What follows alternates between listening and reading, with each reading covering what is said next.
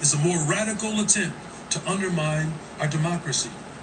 And today, we are signing an executive order aimed at reining in this out-of-control administration. The order establishes ICE-free zones. That means that city property and unwilling private businesses will no longer serve as staging grounds for these raids. They had ICE basically have a run in Chicago. They grabbed a lot of families out their homes at 3 in the morning, zip-tied children, detained black people and Hispanic people in separate vehicles. To load their weapons. They are for Chicagoans who drop their kids off to learn. Our libraries are not for ICE to prepare for a raid. They're for Chicagoans to read and relax. Our parks are not for ICE to set up checkpoints. They are for Chicagoans to play and enjoy. Private establishments can partner with us to make it clear that private property is private property, and ICE cannot enter establishments without a valid warrant.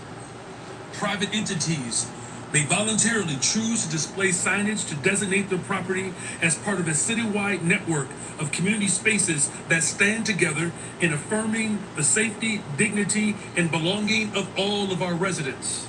By extending this protection beyond city-owned land, the order builds a broad civic shield that limits the reach of harmful enforcement practices. It strengthens neighborhood solidarity, and it reaffirms Chicago's role as a welcoming city.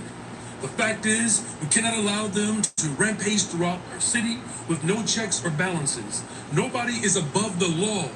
If we break the law, you should be held accountable. If Congress will not check this administration, then Chicago will.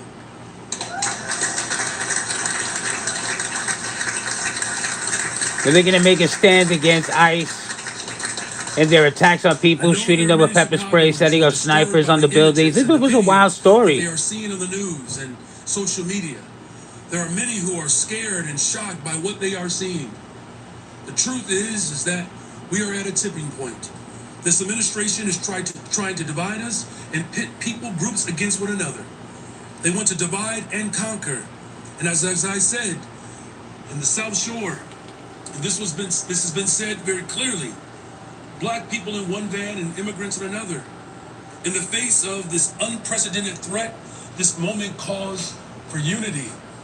Black, brown, white, Asian, young, old, north side, west side, south side, we must all put aside our differences and defend one another. Because if we allow this to continue to be unchecked, by the time we realize what's happening, it'll be too late. This executive order is a step towards accountability, and it's calling for the basic rule of law. In the coming days and weeks, we may be pushed, if not forced, to take even more dramatic action if this administration continues to escalate and provoke our people.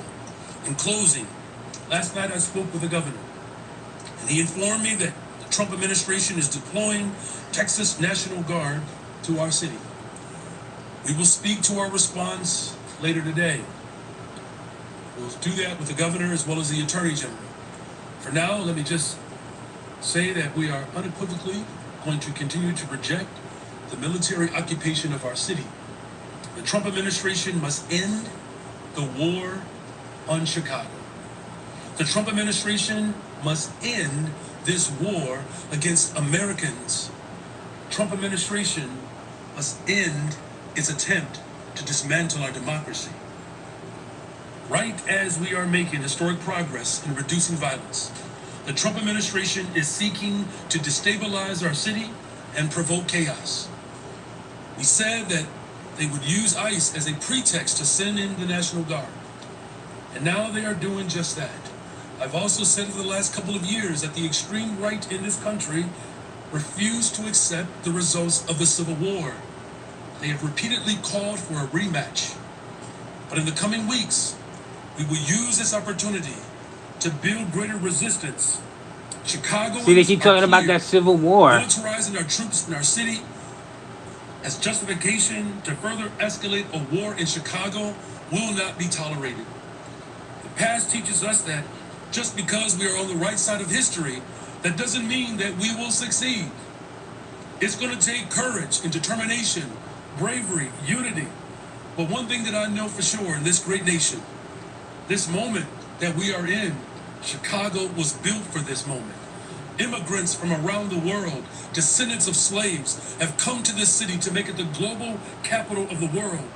And now we stand in a moment that is testing our very humanity, and the city of Chicago will stand the test of time. Thank you very much. And again, they were talking about ICE raids, setting up snipers on buildings, pepper spraying, pepper balls, zip tying children. It was crazy.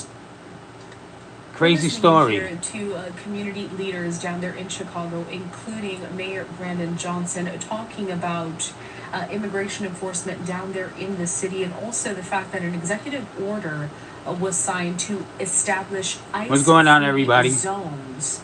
That is trying to get a handle there on all of immigrations and customs enforcement and what agents are doing in Chicago as we do take this live look down there. 9:47 Central Time, that is local time in Chicago. We'll be right back. I never thought I'd buy flooring from a service I I'm saw gonna on get TV. ready It's just not to me. close out. I'll be right back. Things about National Florist around